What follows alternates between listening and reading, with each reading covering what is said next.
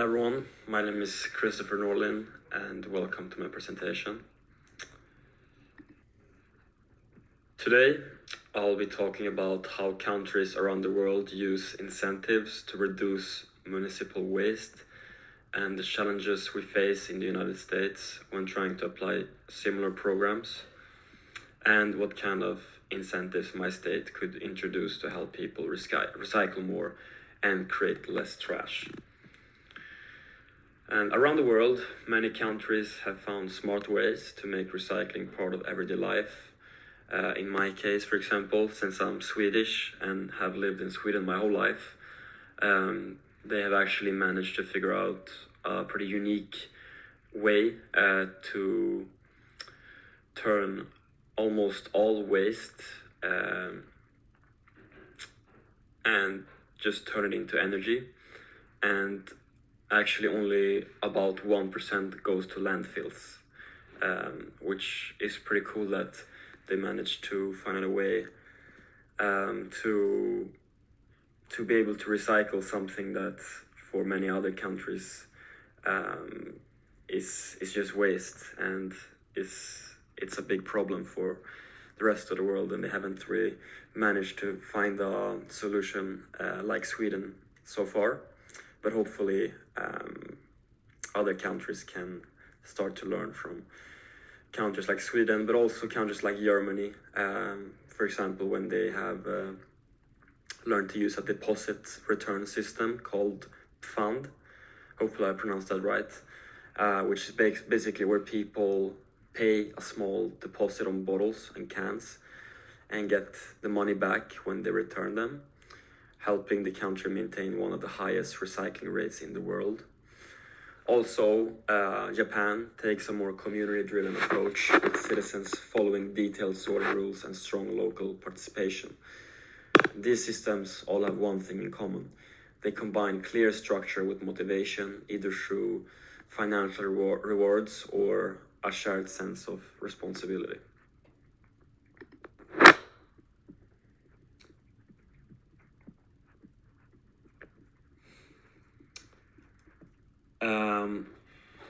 Next, in the United States, however, things aren't as consistent.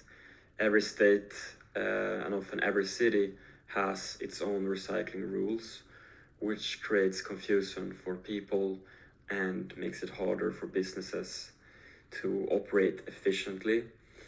And another major problem is that after China stopped importing the US recyclables in 2018, the domestic market for recycled materials dropped sharply, leaving many recycling centers with nowhere to send their materials.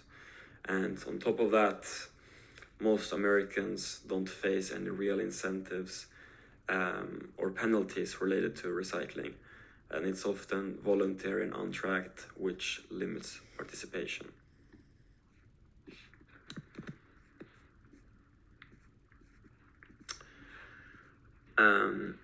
Moving on, despite the challenges, the problems can absolutely be overcome.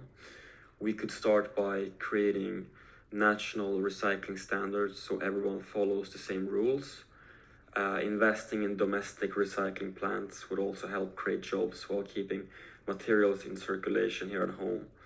And technology can play a big role too. For example, apps that track household recycling and reward people with discounts or gift cards could make recycling more engaging.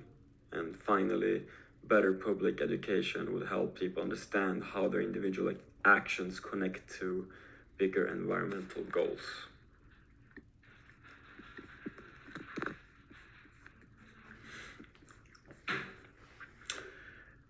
So in my own state, which is South Carolina, I think that there are several practical incentives that could really make a difference.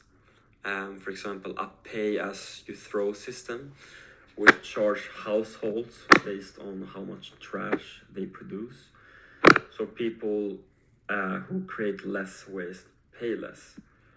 And we could also introduce a bottle and can deposit program similar to Germany's, offering small cash refunds to encourage recycling.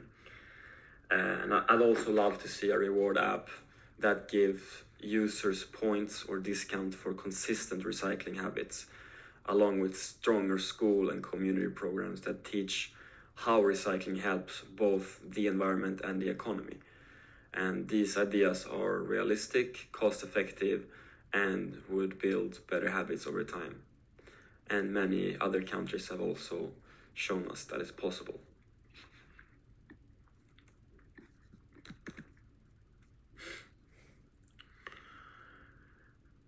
In the end, incentives work because they make environmental responsibility personal.